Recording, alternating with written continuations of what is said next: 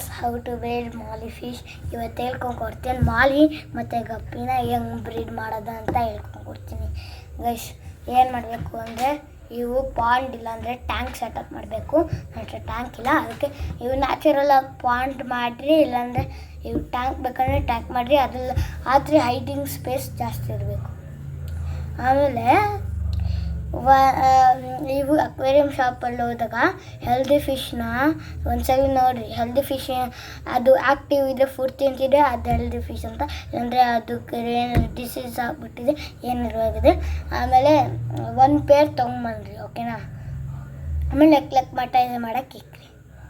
ಆಮೇಲೆ ಯಾವಾಗ ನೀರಿಗೆ ಇಕ್ತೀರಾ, ಅವಾಗ ಯಾವಾಗ ಟ್ಯಾಂಕಿಗೆ ಬಿಡ್ತೀರಾ, 1-3 ವೀಕ್ಸ್ ಇಲ್ಲ, ಒಂದು ದಿವಸದಲ್ಲಿ ಮೇಲು ಫೀಮೇಲ್ನ ಚೇಂಜ್ ಮಾಡುತ್ತೆ, ಓಕೆನಾ. ಆವಾಗ ಫೀಮೇಲು 2-3 ವೀಕ್ಸಲ್ಲಿ ಪ್ರೆಗ್ನೆಂಟ್ ಆಗಿರುತ್ತೆ. ಅವಾಗ ಮೇಲ್ನ ತೆಗೆದುಬಿಡ್ರಿ, ತುಂಬ ಜಾಸ್ತಿ ಪ್ಲಾಂಟ್ಸ್ ಹಾಕ್ರಿ. ಆಮೇಲೆ ಅದನ್ನು ಕವರ್ ಮಾಡಿಬಿಡ್ರಿ. ಟ್ಯಾಂಕ್ನ ಇಲ್ಲಿ ಟ್ಯಾಂಕ್ ಗ್ಲಾಸ್ ಹೇಗಿರುತ್ತೆ, ಇಲ್ಲಿ ಸೈಡಿಂದ ಒಂದು ಕವರ್ ಮಾಡಿರಿ, ಸೈಡಿಂದ ಒಂದು ಕವರ್ ಮಾಡಿರಿ. ಆಮೇಲೆ ನಾಳೆ ನೋಡಿದ್ರೆ ಮರಿ ಇರುತ್ತೆ. ಆಮೇಲೆ ಆ ಮರಿನೂ ದೊಡ್ಡದು ಮಾಡ್ಬೋದು, ಇಲ್ಲಾಂದರೆ ಮಿಷ್ಟ ಏನಾದರೂ ಮಾಡ್ಬೋದು. ಆಮೇಲೆ ಗಪ್ಪಿನೂ ಸೇಮ್ ಟೆಕ್ನಿಕ್ಕು. ಆಮೇಲೆ ಪ್ಲ್ಯಾಂಟಿಂಗ್ ಪ್ರೊಸೆಸ್, ವಾಟರ್ಲಿನ ಪ್ಲ್ಯಾಂಟ್ ಹೆಂಗೆ ಮಾಡೋದು ಎಲ್ಲದು ನನಗೆ ಹೆಂಗೆ ಗೊತ್ತೋ ನಾಳೆ ಯಾರೆಲ್ಲ ಶೇರ್ ಮಾಡ್ತೀನಿ. ವಾಟರ್ಲಿನ ಪ್ಲ್ಯಾಂಟ್ ಮಾಡೋಕ್ಕೆ ಪಾಟ್ ಮೆಥಡ್ ಅಂತ ಬರುತ್ತೆ, ಮತ್ತು ಡೈರೆಕ್ಟ್ ಮೆಥಡ್ ಅಂತ ಬರುತ್ತೆ. ಫಸ್ಟ್ ಡೈರೆಕ್ಟ್ ಮೆಥಡ್ ಕಾಮನ್ನು, ಬಿಗಿನರ್ಸ್ ಮಾಡ್ಬೋದು. ಡೈರೆಕ್ಟ್ ಮೆಥಡ್ ಅಂದರೆ ಯಾವ್ದಾದ್ರು ಟಬ್ ತೊಗೊಬೇಕು, ಅದು ಕೆಳಗಡೆ ವರ್ಮಿ ಕಂಪೋಸ್ಟ್ ಹಾಕ್ಬಿಟ್ಟು, ಅದ್ರ ಮೇಲ್ಗಡೆ ಮಾತ್ರ ಕ್ಲೇ ಸಾಯಿಲ್ ಇರಲಿಲ್ಲ ಅಂದರೆ ಗಾರ್ಡನ್ ಸಾಯಿಲ್ ಹಾಕ್ಬಿಟ್ಟು ಗಿಡನ ನೆಟ್ಬಿಟ್ಟು, ಮಾತ್ರ ಕನ್ಸ್ಟ್ರಕ್ಷನ್ ಸ್ಯಾಂಡ್ ಇದ್ದರೆ ಸೈಡಲ್ಲಿ ಹಾಕ್ಬಿಟ್ಟು ನೀಟಾಗಿ ತೊಳ್ದು 1-2-3 ಸಲ ಇಲ್ಲಾಂದರೆ 5 ಸಲ ತೊಳ್ದು ಹಾಕ್ಬಿಟ್ಟು ನೀರು ತುಂಬಿಸ್ಬಿಟ್ಟು 2-3 ದಿನದಲ್ಲಿ ಫಿಶ್ ಬಿಡ್ಬೋದು. ಇಲ್ಲಾಂದರೆ 2-3 ದಿನದಲ್ಲಿ ಇವು ಡೈಲಿ ವೀಕ್ಲಿ 1 ಸಲ ಕ್ಲೀನ್ ಮಾಡ್ತಿರ್ಬೋದು. ಆ ಥರ ಮಾಡಿಲ್ಲ ಅಂದರೆ ಫಿಶಸ್ಸು ಬಿಡಲಿಲ್ಲ ಅಂದರೆ ಮಸ್ಕಿಟೋ ಲಾರ್ವಾ ಆಗುತ್ತೆ. ಮಸ್ಕಿಟೋ ಲಾರ್ವಾಯಿಂದ ನಿಮಗೆ ಏನಾದರೂ ಡಿಸೀಸ್, ಡೆಂಗ್ಯೂ ಆ ಥರ ಎಲ್ಲ ಆಗುತ್ತೆ. Please ignore that sound. ಆಮೇಲೆ ಪಾಟ್ ಮೆಥಡ್ ಅಂದರೆ ಒಂದು ಪಾಟ್ ತೊಗೊಬೇಕು, ಆಮೇಲೆ ಟಬ್ ತೊಗೊಬೇಕು. ಚಿಕ್ಕ ಪಾಟಲ್ಲಿ ವರ್ಮಿ ಕಂಪೋಸ್ಟ್, ಗಾರ್ಡನ್ ಸಾಯಿಲು ಇಲ್ಲಾಂದ್ರೆ ಕ್ಲೇ ಸಾಯಿಲು, ಆಮೇಲೆ ಗಿಡ, ಆಮೇಲೆ ಅದ್ರ ಮೇಲೆ ಗಾರ್ಡನ್ ಸಾಯಿಲ್, ಕ್ಲೇನ್ ಸಾಯಿಲ್, ಆಮೇಲೆ ಕನ್ಸ್ಟ್ರಕ್ಷನ್ ಸ್ಯಾಂಡು. ಆಮೇಲೆ ಆ ಟಬ್ ಇರುತ್ತಲ್ಲ, ಪರ್ಟಿಕ್ಯುಲರ್ ಟಬ್, ಅದು ಒಳಗಡೆ ಆ ಪಾಟ್ನ ಹಾಕ್ರಿ. ಅವಾಗ ನೀರು ಸೈಡಲ್ಲಿ ನೀರು ಹಾಕ್ರಿ. ಮಸ್ಕಿಟೋ ಲಾರ್ವಾ ಆಗುತ್ತೆ, ಅದಕ್ಕೆ ಫಿಶಸ್ ಇಲ್ಲಾಂದರೆ ಡೈಲಿ ಇಂಜೆಕ್ಷನ್ ಮಾಡಬೇಕು. ಆ ಥರ ಮಾಡಿರಿ, ಇಲ್ಲಾಂದರೆ ನಿಮಗೆ ಡಿಸೀಸ್ ಆಗುತ್ತೆ, ಡೆಂಗ್ಯೂ ಆ ಥರ ಎಲ್ಲ ಆಗುತ್ತೆ. ಆಮೇಲೆ ಲೋಟಸ್ನ ಹೆಂಗೆ ಹಾಕೋದು, ಲೋಟಸ್ಗೆ ಟ್ಯೂಬರ್ ಅಂತ ಏನೋ ಬರುತ್ತೆ. ಟ್ಯೂಬರ್ನ ಸ್ಲೈಡ್, ಅದು ಸೆನ್ಸಿಟಿವ್ ಇರುತ್ತೆ. ವಾಟರ್ ಲಿಲಿಗಿಂತ ಜಾಸ್ತಿ ಸೆನ್ಸಿಟಿವ್ ಅದು. ವಾಟರ್ ಲಿಲಿ ತುಂಬ ಸೆನ್ಸಿಟಿವ್ ಅಲ್ಲ. ಅದಕ್ಕೆ ನಾನು ಬಿಗಿನರ್ಸ್ಗೆ ಹೇಳ್ತೀನಿ, ಲೋಟಸ್ ಬೇಡ, ವಾಟರ್ ಲಿಲಿ ಇದ್ದಲ್ಲಿ ಟ್ರಾಪಿಕಲ್ ಬೆಳೆಸಿ, ಹಾಡಿ ಬೆಳೆಸಿರಿ. ಬಿಗಿನರ್ಸ್ ಏನಾದರೂ ಇದ್ದರೆ ಟ್ರಾಪಿಕಲ್ ಇನ್ನು ಸ್ಟಾರ್ಟ್ ಮಾಡಿ. ಇವು ಬಿಗಿನರ್ಸ್ ಇಲ್ಲ,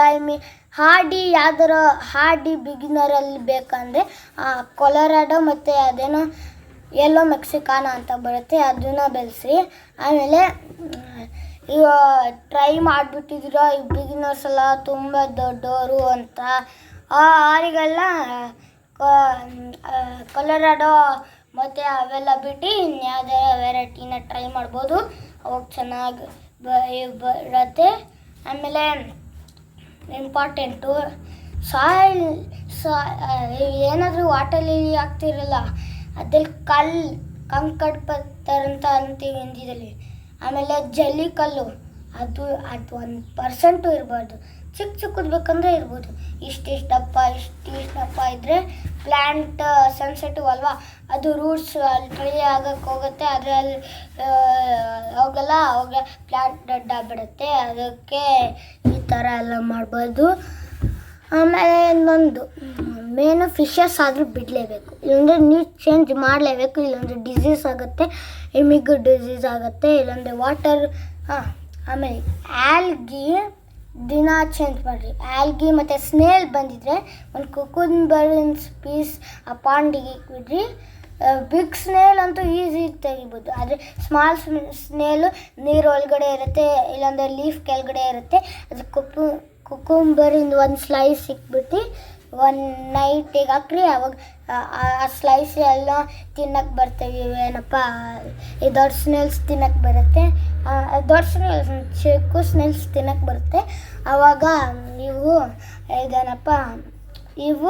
ಅವಾಗ ನಿಮಗೇನು ಆಲ್ಗೆ ಪ್ರಾಬ್ಲಮ್ ಆಗಲ್ಲ. ವಾಟರ್ ಸ್ನೇಲ್ಸ್, ಆ್ಯಪಲ್ ಸ್ನೇಲ್ ಆ ಥರ ಎಲ್ಲ ವೆರೈಟಿ ಸ್ನೇಲ್ ಬರುತ್ತೆ, ಅದನ್ನು ಬೇಕಂದರೆ ಹಾಕ್ಬೋದು. ಆಮೇಲೆ ಸಿ ವಾಟರಿನ ಫಿಶಸ್, ಸಾಲ್ಟಿ ವಾಟರ್ ಫಿಶಸ್ಸು ನನಗೆ 2-3 ಗೊತ್ತು. ನೀಮೋ ಮತ್ತು ಇನ್ನು ಯಾವುದಾದ್ರು ಇದೆ, ನನಗೆ ನೀಮೋ ಒಂದು ಗೊತ್ತು. ಮತ್ತು ಕ್ರ್ಯಾಬು ಬೆಳೆಸ್ಬೋದು ನಿಮ್ಮ ಮನೇಲಿ. ಟ್ರೈನ್ ಕ್ರ್ಯಾಬ್ ಅಂದರೆ ತುಂಬ ಬೆಸ್ಟ್. ಅದು ಟ್ರೈನ್ ಕ್ರ್ಯಾಬಿಗೆ ಟ್ಯಾಂಕ್ ಅದು ಸ್ವಲ್ಪ ತೊಳಿ ಅದರ ಕಲ್ಲು ಹಾಕ್ರಿ. ಸ್ಯಾಂಡ್ ಏನಾದರೂ ಹಾಕ್ಬಾರ್ದು. ಇಲ್ಲಿ ಸೈಡಲ್ಲಿ ಕಲ್ಲು, ಅದ್ಮೇಲೆ ಚೂರು ಸ್ಯಾಂಡು, ಇಲ್ಲಿ ಸೈಡಲ್ಲಿ ಕಲ್ಲು, ಇಲ್ಲಿ ಚೂರು ಸ್ಯಾಂಡು. ಆಮೇಲೆ ಇಲ್ಲಿ ನೀರು ಹಾಕ್ರಿ, ಚೂರು ನೀರು ಹಾಕ್ರಿ, ಅದು ವಾಟರಲ್ಲಿ ಹೋಗಿ ಸ್ವಿಮ್ ಮಾಡ್ಬೋದು. ಆಮೇಲೆ water lily, pink colour night bloomer ಏನೋ ಬರುತ್ತೆ. ಆಮೇಲೆ ಲೀಫಿಂದ ವಾಟರ್ ಲಿಲಿ ಹೆಂಗೆ ಗ್ರೋ ಮಾಡ್ಬೋದು. ವಾಟರ್ ಲಿಲಿ ಲೀಫಿಂದ ಗ್ರೋ ಮಾಡಬೇಕಂದ್ರೆ ನಿಮಗೆ ಡ್ಯೂಬನ್ ಟ್ರಾಪಿಕಲ್ ವಾಟರ್ ಲಿಲಿ ಲೀಫಲ್ಲಿ ಮಧ್ಯ ಒಂದು ಡಾಟ್ ಆಗಿರುತ್ತೆ. ಅದನ್ನು ಆ ಲೀಫ್ನ ಸಪ್ರೇಟ್ ಮಾಡಿಬಿಡಿ, ನೀರಲ್ಲಿ ಉಲ್ಟಾ ಹಾಕ್ಬಿಡಿ. ಅದು ಅಪ್ಪರ್ ಪಾರ್ಟು. ಅದು ಅಪ್ಪರ್ ಪಾರ್ಟ್ನ ಹಿಂಗೆ ಇಕ್ಬಿಡ್ರಿ. ಪಾಯಿಂಟೆಡ್ ಪಾರ್ಟ್ ನೀರಲ್ಲಿ ಈ ಥರ ಇರಬೇಕು. ಆಮೇಲೆ 2-3 ದಿವಸದಲ್ಲಿ ಏನಾಗತ್ತೆ ಅಂದರೆ 2-3 ದಿವಸದಲ್ಲಿ ಅದು ಗ್ರೋ ಆಗುತ್ತೆ. ಆಮೇಲೆ ರೂಟ್ಸ್ ಎಲ್ಲ ಬಂದಾಗ ಈಗ ಪ್ಲ್ಯಾಂಟ್ ಮಾಡಿಬಿಡ್ರಿ. ಆಮೇಲೆ ಪ್ಲ್ಯಾಂಟ್ ಗ್ರೋ ಆಗುತ್ತೆ. ನನ್ನ ಹತ್ರ ಈಗ ಒಂದು ಪ್ಲ್ಯಾಂಟ್ ಇದೆ, ಅದು ಹೆಸರು ಡ್ಯೂಬನ್ನು. ನಾನು ಅದರಲ್ಲಿ ಗಾರ್ಡನ್ ಟೂರ್ ಅಂತ ಒಂದು ವೀಡಿಯೋ ಶಾರ್ಟಲ್ಲಿ ಇಕ್ಕಿದ್ದೀನಿ, ಅದರಲ್ಲಂದರೆ ನೀವು ನೋಡ್ಬೋದು.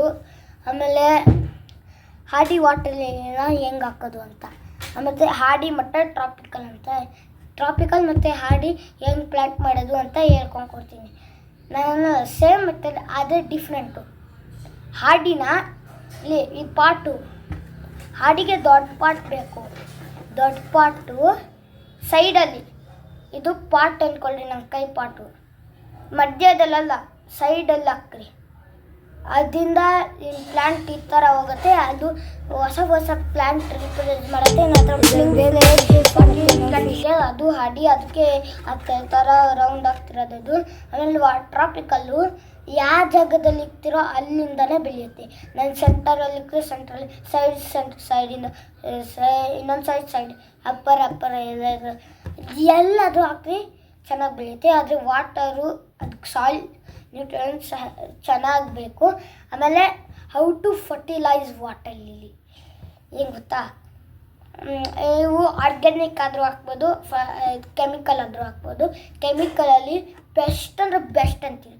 DAP, ಮಸ್ಟರ್ಡ್ ಕೇಕ್ ಮತ್ತು NPK 19-19-90 ಅದು ಹಾಕ್ರಿ. ಅವಾಗ ಅದು ಪ್ಲ್ಯಾಂಟ್ಸಿಗೆ ಜಾಸ್ತಿ ನ್ಯೂಟ್ರಿಯೆಂಟ್ ಸಿಗುತ್ತೆ, ಅದೇ ಬೆಸ್ಟು. ಆರ್ಗ್ಯಾನಿಕಲ್ಲಿ ಇವು ಏನು ಮಾಡ್ಬೋದು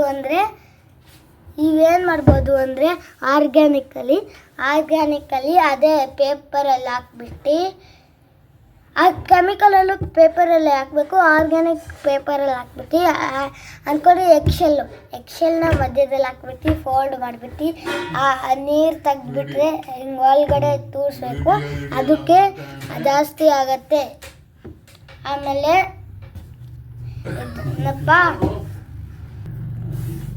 ಸಾರಿ ಗೈಸ್, ಅದೇನೋ ಆಗ್ತಿತ್ತು ಗೈಸ್, ಸೌಂಡ್ ಎಲ್ಲ ಬರ್ತಿದೆ, ಅದಕ್ಕೆ ಸಾರಿ ಗೈಸ್, ಲಿಟ್ರಲಿ ಸಾರಿ. ಆಮೇಲೆ ನಾನು ಯಾವ ಟಾಪಿಕ್ ಫರ್ಟಿಲೈಸರ್ ಅಲ್ಲ, ಪಾಟ್ನ ಇಲ್ಲಾಂದರೆ ಆ ಪಾಟ್ ಮೆಟ್ಟದಲ್ಲಿ ಹಾಕಿದರೆ ಚಿಕ್ಕ ಟಬ್ನ ಎತ್ರಿ ಅದು ಅದು ಒಂದು ಮಾಡಿರ್ತೀವಲ್ಲ ಅದನ್ನು ಪಾಟಿನ ಸೈಡಲ್ಲಿ ಹಾಕ್ರಿ. ಆಮೇಲೆ ಇವು ಬಕೀಟ್ ಡೈರೆಕ್ಟ್ ಮೆಟಲ್ದಲ್ಲಿ ಮಾಡಿದರೆ ಆ ಡೈರೆಕ್ಟ್ ಮೆಟಲಲ್ಲಿ ನೀರು ಹಾಕಿರ್ತೀರ ಅದನ್ನು ತೆಗೀರಿ ನೀರನ್ನ. ಆಮೇಲೆ ಕೆಳಗಡೆ ಹಾಕ್ರಿ ಆ ಪೋಟ್ಲಿನ. ಆಮೇಲೆ ನಾವು ಒಬ್ಬರೊಬ್ರು ಇದನ್ನಪ್ಪ ಫ್ಲವರಿಂಗ್ ಬರಲ್ಲ ಆ ಥರ ಎಲ್ಲ ಅಂತಾರೆ. ಅದಕ್ಕೆ ಇವು ಡೈಲಿ ನೀರು ಚೇಂಜ್ ಮಾಡ್ತಿರಬೇಕು. ಆಮೇಲೆ ಫಿಶಸ್ ಹಾಕಿದರೆ ಗುಡ್. ಫಿಶಸ್ಸಿಂದು ವೇಸ್ಟ್ ಎಲ್ಲ ಇರುತ್ತಲ್ಲ ಅದಕ್ಕೆ ಪ್ಲ್ಯಾಂಟಿಗೆ ನ್ಯೂಟ್ರಿಯೆಂಟ್ಸ್ ಆಗುತ್ತೆ. ಅದಕ್ಕೆ ನನ್ನ ಪ್ಲ್ಯಾಂಟ್ಸ್ ಎಲ್ಲ ಚೆನ್ನಾಗಿ ಗ್ರೋ ಆಗ್ತಿರೋದು. ವಾಟರ್ ಲಿಲಿ ಅವೆಲ್ಲ ಲೋಟಸ್ ವಾಟರ್ ಲಿಲಿ, ನನ್ನ ಲೋಟಸ್ ಎಲ್ಲ ವಾಟರ್ ಲಿಲಿ ಅದೇ ಚೆನ್ನಾಗಿ ಬೆಳೆಯುತ್ತಿರೋದು ಅದಕ್ಕೆ. ಆಮೇಲೆ ಎಷ್ಟು ಸೈಜಿನ ಪಾಟು ಮತ್ತು ಟಬ್ ತೊಗೊಳ್ಬೇಕು. ಮೈಕ್ರೋ ಲೋಟಸ್ಗೆ ಚಿಕ್ಕದಾದ್ರೂ ತೊಗೊಳ್ರಿ, ಆದರೆ ಟ್ಯೂಬರ್ ಇದ್ದರೆ ಚಿಕ್ಕದಾಗಿ ತೊಗೊಳ್ರಿ. ಒಂದು ಮಗ್ಗ ಅದು ತೊಗೊಬೋದು. ಆಮೇಲೆ ಮೈಕ್ರೋ ಅಲ್ಲ, ಇದು ಮಿಡಲ್ ವೆರೈಟಿ ಆ ಥರ ಇದ್ದರೆ ಒಂದು ದೊಡ್ಡ ಟಬ್ ತೊಗೊಳ್ರಿ. ಇದೇನಪ್ಪ ಡೀಪು ಇಷ್ಟಿರಬೇಕು, 22 ಇಂಚಸ್ ಡೀಪು, ವೈಡು 33 ಏನಾದರೂ ಇರಬೇಕು. ಲೋಟಸ್ಸಿಗೆ ವಾಟರ್ ಲಿಲ್ಲಿಗೆ ಚಿಕ್ಕದಾದರೂ ತೊಗೊಬೋದು ಟಬ್. ಸಿಮೆಂಟೆಲ್ಲ ಕನ್ಸ್ಟ್ರಕ್ಷನ್ನಲ್ಲಿ ಮಾಡ್ಸೋಕ್ಕಾಗ್ತದೆ, ಅದೆಲ್ಲಾದರೂ ಹಾಕಿದ್ರೆ ವಾಟರ್ಲಿನ ಚೆನ್ನಾಗಿ ಬೆಳೆಯುತ್ತೆ. ಅದಕ್ಕೆ ನಾನು ಪ್ರೆಫರ್ ಮಾಡೋದು ಆ ಸಿಮೆಂಟಿನ ಟಬ್ಬು. ಆಯಿತು ಗೈಸ್, ಬಾಯ್ ಈ ವಿಡಿಯೋಕ್ಕೆ.